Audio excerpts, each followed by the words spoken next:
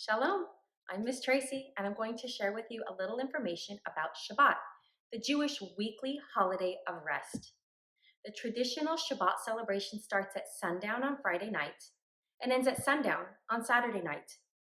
In the Torah, it is written that the world was created on 6 days, and on the seventh day, we are instructed to rest, which is honored weekly with Shabbat. The Shabbat ceremony begins with 3 traditional blessings before dinner at sundown. The first blessing is over the candles, which is done technically just as the sun is setting. The second blessing is for the wine, and the third blessing for the challah, a traditional braided egg bread.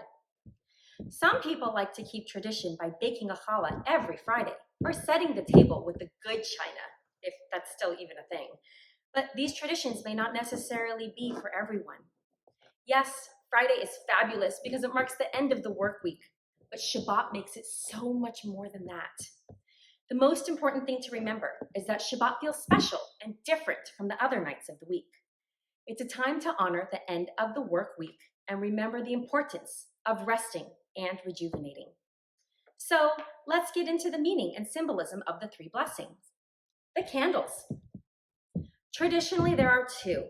Although some households like to have 1 Shabbat candle for every adult and child in their household. The reason why we light at least 2 is for the purpose of zachor, meaning remember, and shamor, meaning observe, so that we can remember the Sabbath day every Friday and observe it to make it holy in some way, shape, or form. We light the candles just before the sun sets because on Shabbat, the holiday of rest, we're asked not to do any work. And the act of striking a match to light a candle is actually considered work. So we light the candles just before Shabbat begins at sundown. We cover our eyes, we say the blessing over the candles, and by the time we are done saying the blessing, the sun has set, we open our eyes after sundown, and voila, Shabbat has begun. The candles are already lit without having to perform any work on Shabbat. The candlelight is also a nice way to remember every week of the importance of letting light into our lives, of reflecting on the good and the positive, and to know that in times of darkness and difficulty, we can always find a way to let the light in. The blessing over the candles is Baruch atah Adonai Eloheinu melech haolam Asher kidshanu b'mitzvotav v'tzivanu lahadlik ner shel Shabbat. Now, on to the next blessing, which is over the wine and the Kiddush cup, a special ceremonial cup. Wine, of course, is symbolic of joy and happiness, and if you don't have wine, you could use grape juice. No Kiddush cup? Use a wine glass, or how about just a juice box? No juice? And how about a margarita?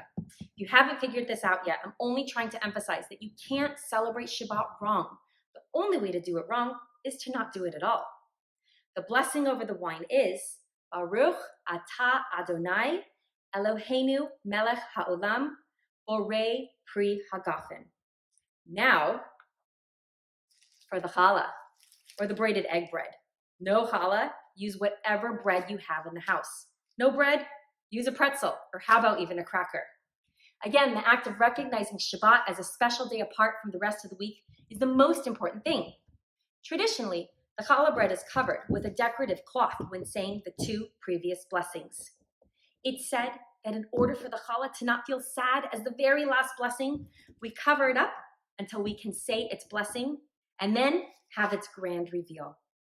The blessing over the challah is Baruch atah Adonai Eloheinu melech haolam hamotzi lechem min haaretz.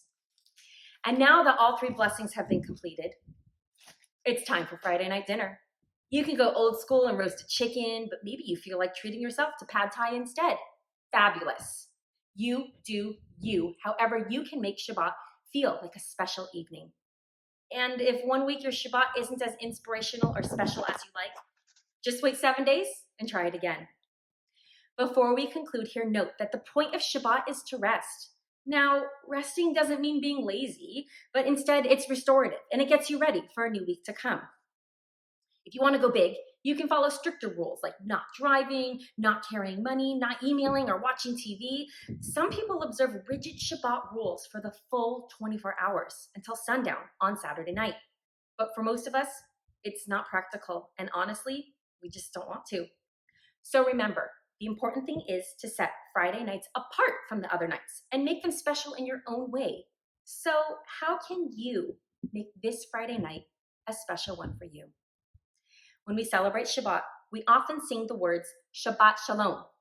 Shalom means peace, along with other things. So when we say Shabbat Shalom, we're wishing each other a peaceful and meaningful Sabbath. And with that, I'd like to sing a traditional and fun song, Bim Bam.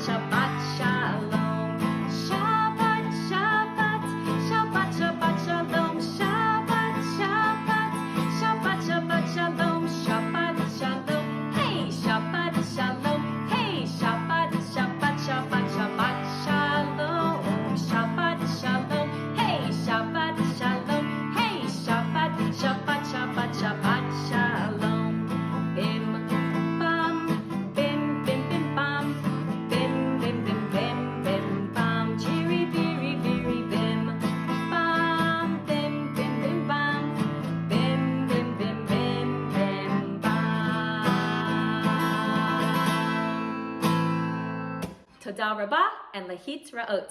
Thanks again, and I'll see you again soon.